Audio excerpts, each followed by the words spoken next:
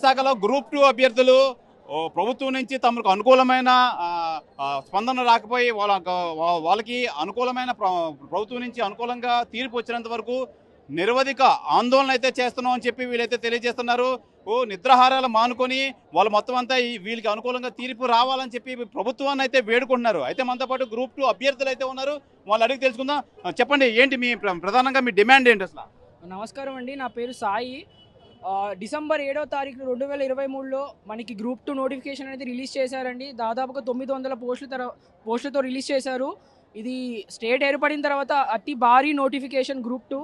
So గత సంవత్సరం నుంచి కూడా ప్రిలిమ్స్ కంప్లీట్ చేసుకొని 2024 ఫిబ్రవరి 25న ప్రిలిమ్స్ కంప్లీట్ చేసుకొని ఇప్పుడు 2025 ఒక సంవత్సర కాలం తర్వాత మెయిన్స్ రాయడానికి అందరం కూడా తయారయ్యామండి. కానీ ఈ మధ్యలో మాకు తెలిసిన విషయం ఏంటంటే ఈ నోటిఫికేషన్లో చాలా ఎక్కువగా రోస్టర్ మిస్టేక్స్ అనేవి ఉండడం అనేది అందరికీ అవగాహన వచ్చేసిందండి. దీనివల్ల మేము ఎగ్జామ్ రాసినా కూడా మాకు ఈ నోటిఫికేషన్ ఉంటుందా, ఎగ్జామ్ ముందుకు వెళ్తుందా, లేకపోతే ఎగ్జామ్ క్యాన్సిల్ అయిపోతుందా అనే ఒక సందిగ్ధంలో ఉండిపోయాం మేము.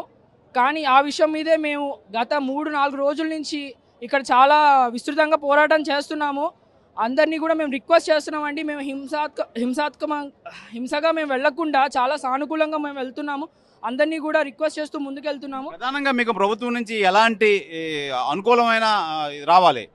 మాకు ఇందాకే 2 గంటల క్రితం ఎమ్మెల్సీ చిరంజీవి గారు అపాయింట్మెంట్ ఇచ్చారండి. అసలు మీ ప్రాబ్లం ఏంటి, రోస్టర్ మిస్టేక్స్లో ఏం తప్పులు ఉన్నాయని తెలుసుకుందామని అపాయింట్మెంట్ ఇచ్చారండి. ఆయన మాకు దాదాపుగా గంటన్నర సమయం కేటాయించి మిస్టేక్స్ ఏంటి అని చెప్పి చాలా శ్రద్ధగా తెలుసుకొని, అవును ఈ నోటిఫికేషన్ ఒక ఇల్లీగల్ నోటిఫికేషన్, దీంట్లో మిస్టేక్స్ ఉన్నాయని ఆయనకి కూడా అర్థమయ్యి ఈ విషయాన్ని నేను లోకేష్ గారితో సీరియస్గా డిస్కస్ చేస్తాను, అలాగే బాబు గారితో కూడా చెప్తాను, అదేవిధంగా ఏపీపీఎస్సీ చైర్మన్ అనురాధ గారితో కూడా చెప్తానని మా అందరికీ కూడా ఒక మాట ఇచ్చారండి.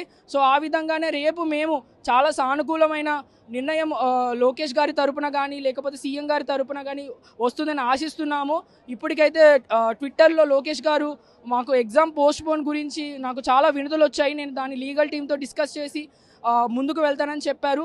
మేమైతే పోస్ట్ పోన్ గురించి చెయ్యట్లేదండి, అది ఒక విషయం క్లియర్గా చెప్తున్నాము. ఇది పోస్ట్ పోన్ కోసం కాదు, మాకు ఎల్లుండి ఎగ్జామ్ పెట్టినా రాస్తాము, కానీ ఇది మా భవిష్యత్తు కోసం. రోస్టర్ పాయింట్స్ సరిగ్గా లేకపోతే మా భవిష్యత్తు ఏమవుతుందనే బాధతోనే ఇంత రాత్రి వరకు కూడా మేము ఇక్కడ ఉన్నాము. మీరు చెప్పండి, మీకు ఎలాంటి హామీ కావాలి ప్రభుత్వం నుంచి?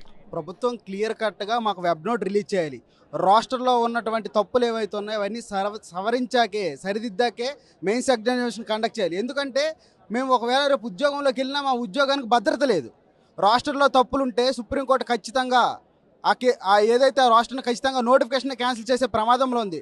కాబట్టి మేము కోరుకున్నది ఒకటే ప్రభుత్వం నుంచి, క్లియర్ కట్గా ఇప్పుడు మాకు వెబ్ నోట్ వచ్చేంత వరకు కూడాను ఇక్కడ ఉన్నటువంటి వేల సంఖ్యలో విద్యార్థులు ఒక్కరు కూడా కదిలే ప్రసక్తి లేదు. మేము కోరుకున్నది ఒకటే, వెబ్ నోట్ రిలీజ్ చేయండి, వీలైన తొందరగా వెబ్ నోట్ రిలీజ్ చేయండి, రాస్టర్లో ఉన్నటువంటి తప్పులు సవరించాకే మెయిన్స్ ఎగ్జామ్ నిర్వహించండి. ఇదే మా ఎజెండా, సింగిల్ ఎజెండా. అమ్మ చెప్పండి, మీరు నిద్రాహారాలు మాని మీరు చాలా ఆందోళన అయితే చేస్తున్నారు, ఇటువంటి స్పష్టత మీకు ప్రభుత్వం నుంచి రావాలి.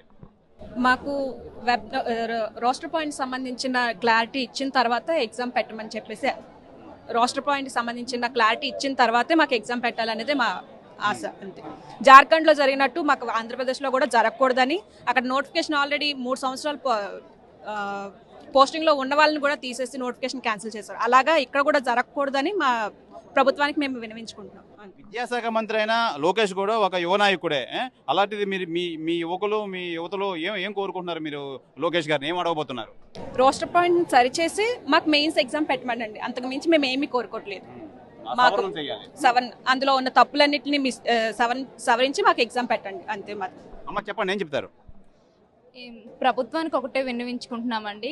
మా అన్న చెప్పారు, మొత్తం ఎమ్మెల్సీ సార్ దగ్గరికి వెళ్ళి రోస్టర్లో ఏదైతే మిస్టేక్స్ ఉన్నాయో, దానివల్ల ఎగ్జామ్ జరిగితే జరగాల్సిన పరిణామాలు ఏంటో, దానివల్ల ప్రభుత్వం పడాల్సిన ఇబ్బందులు ఏంటో మొత్తం అన్న ఎక్స్ప్లెయిన్ చేశారు.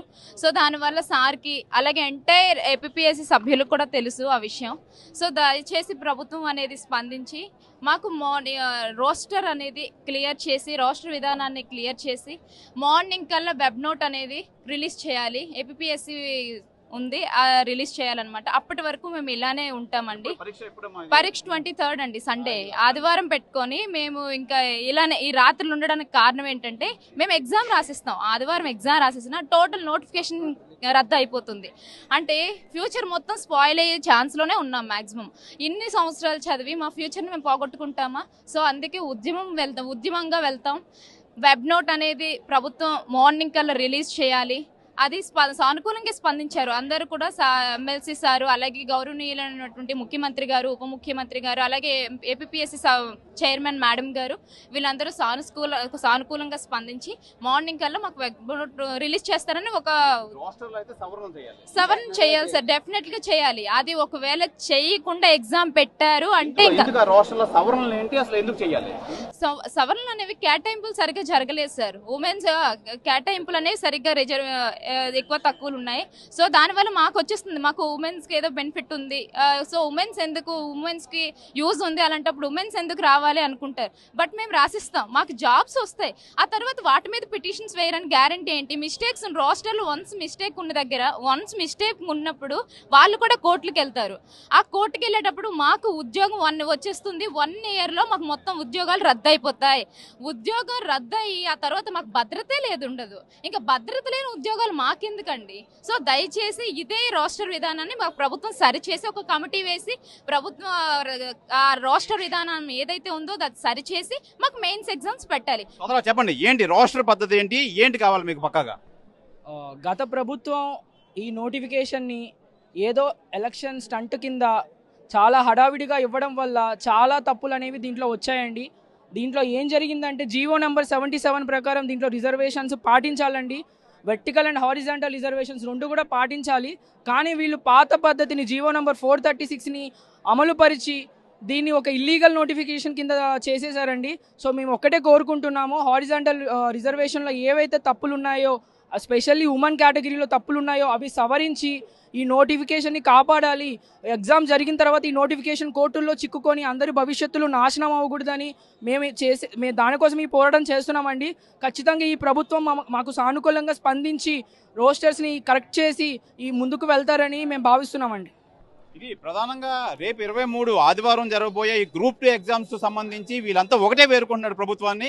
రోస్టర్ పద్ధతిని, రోస్టర్లో ఏవైతే సవరణలు ఉన్నాయో మిస్టేక్స్ అవన్నీ సరిచేసి ఎగ్జామ్స్ పెట్టాలి. అలాగని చెప్పి మేము ఎగ్జామ్ రాయమంటలేదు. దయచేసి పాత పద్ధతిని మాని మాకు అనుకూలంగా ఈ రోస్టర్లో సవరించి మొత్తం అంతా యథావిధిగా ఎగ్జామ్ పెడితే మేము చాలా ఆనందంగా రాస్తాం. అలాగే మా భవిష్యత్తు కూడా బాగుంటుందని చెప్పి వీళ్ళైతే తెలియజేస్తున్నారు. ఇది ఈ గ్రూప్ 2 ఎగ్జామ్ సంబంధించి విశాఖలో పరిస్థితి. శివరామకృష్ణ టీవీ, విశాఖపట్నం నుంచి. మరిన్ని వీడియోస్ కోసం ఛానల్ ని సబ్స్క్రైబ్ చేయండి. లేటెస్ట్ అప్డేట్స్ కోసం వాట్సాప్ ఛానల్ ని ఫాలో అవ్వండి. ఆ లింక్ డిస్క్రిప్షన్ లో ఉంది.